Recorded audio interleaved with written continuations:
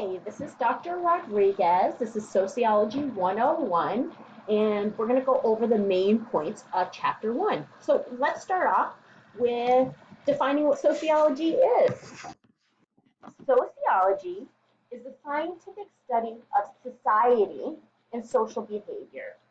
So, scientific study meaning that we're not just going to BS in this course, just talk about this and that, what we think to be true, or what our ideas of why people do what they do. That's not scientific. That's us just kind of talking based on our past experiences, what we have been exposed to, what we think to be, true.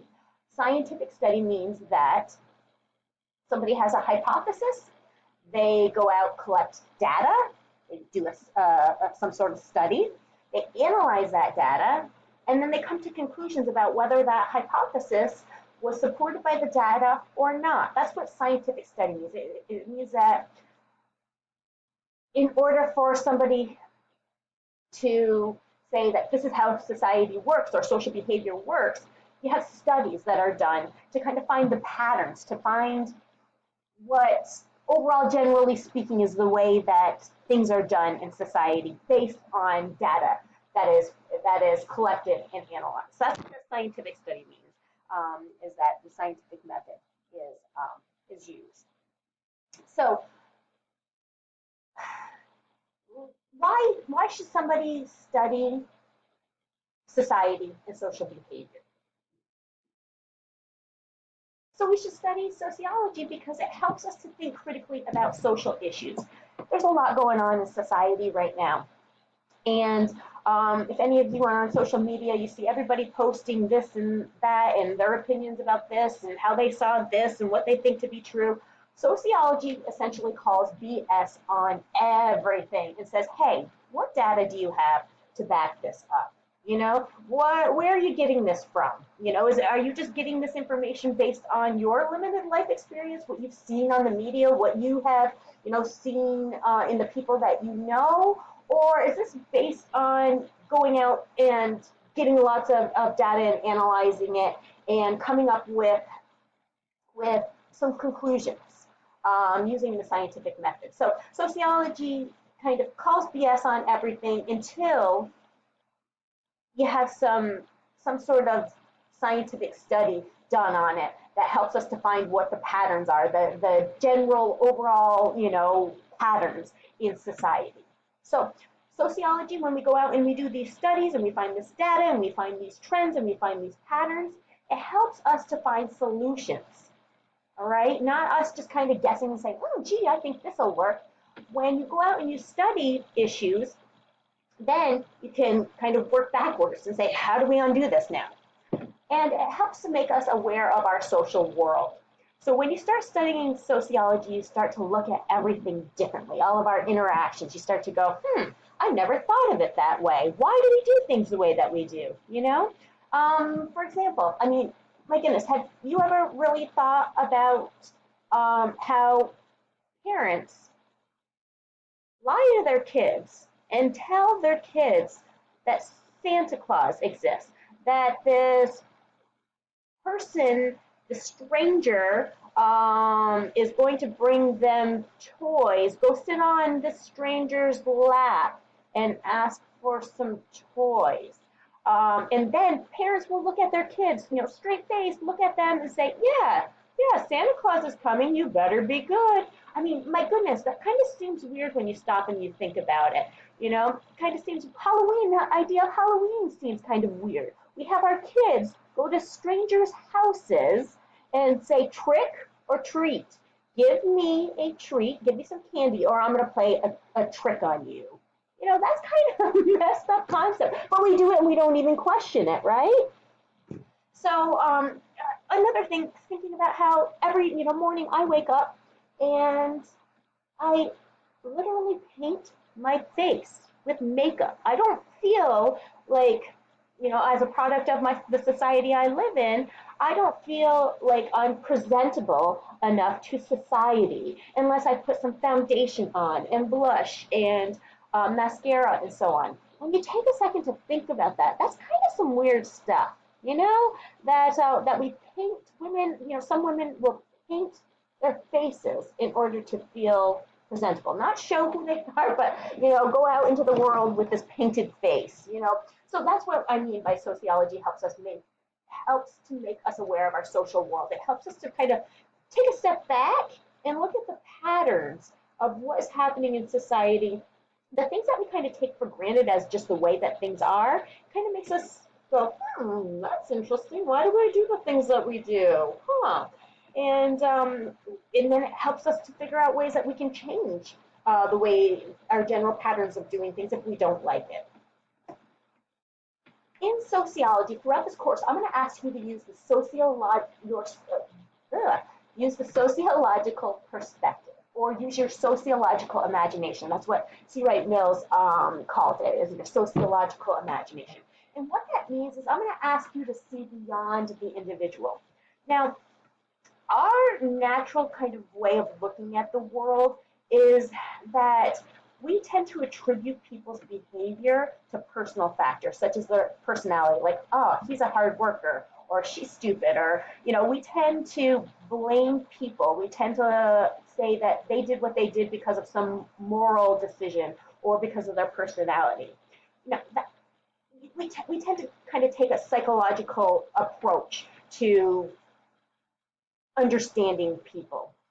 The sociological perspective adds a little bit more depth to that explanation. The sociological perspective makes people think about the factors beyond personal choice.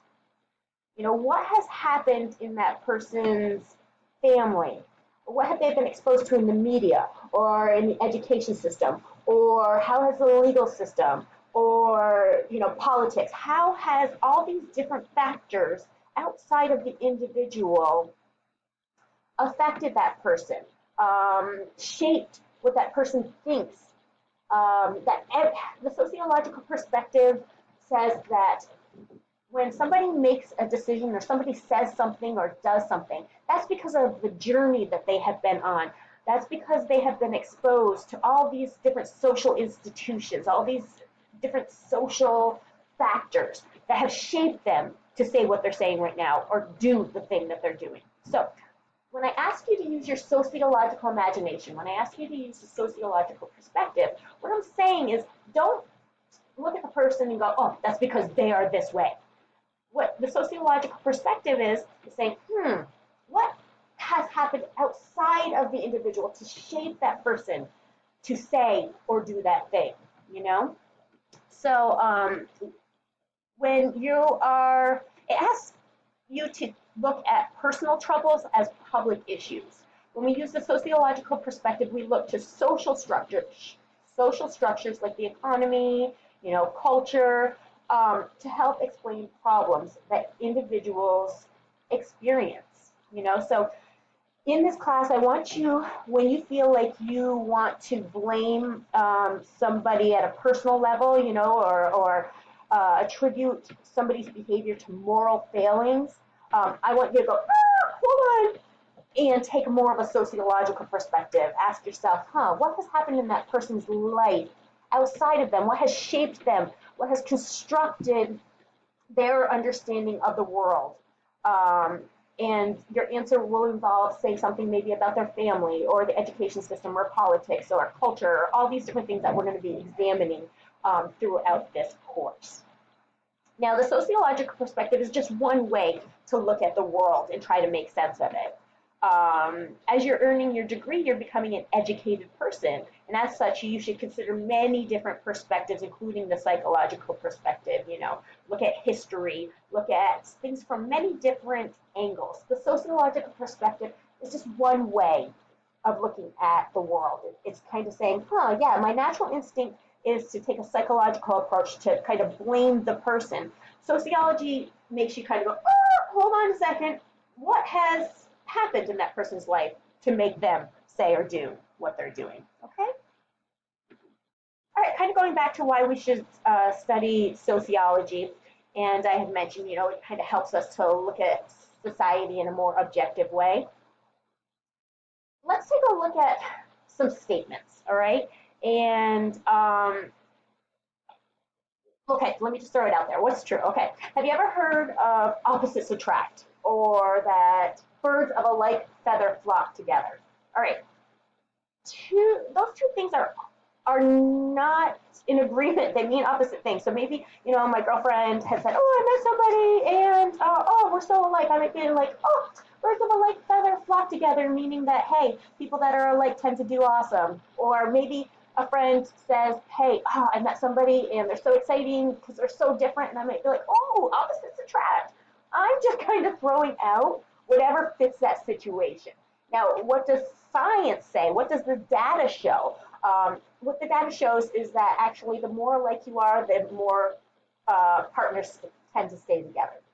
All right, let's look at another thing. How about teen pregnancy is at an all-time high? If you're just looking around, maybe at your high school class or in the media, you might say, yes, teen pregnancy is at an all-time high. But when you actually look at the data, when you look at the general overall trend of the United States, that's not true. Teen pregnancy is actually at a low. It has been decreasing because there's more comprehensive sex ed, because teens have more access to birth control. Okay, how about dads and moms? Which one is more likely to abuse children? Like, the idea in my head, it's probably something I saw in the media, is I imagine maybe a drunk dad coming home and taking out his frustration on the kids. That's if I was just to kind of answer this question thinking about what I have seen or heard or my idea of the world, I would say, yeah, dads are more likely to abuse kids. When you actually look at the data, what you see is the overall trend is that single moms are more likely, so moms are more likely to abuse children, especially single moms who are living in poverty.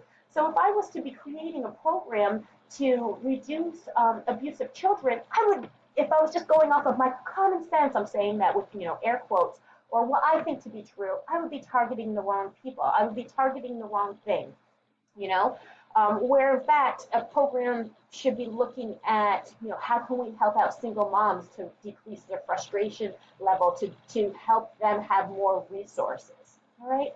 So the rest of these as well are some things that maybe if you don't look at the data, you might have the wrong idea. So sociology, like I said before, kind of calls BS on everything and says, hey, you might think that you know the truth, but you only know what you have seen or heard or experienced, all right? And what's the bigger trend? What is happening with people outside of your circle? So sociology says, show me the data. Show me what research has been done and what are the overall trends, all right? Now, there are going to be instances where there's an exception to the rule, but sociology kind of looks at what's the overall trend in society.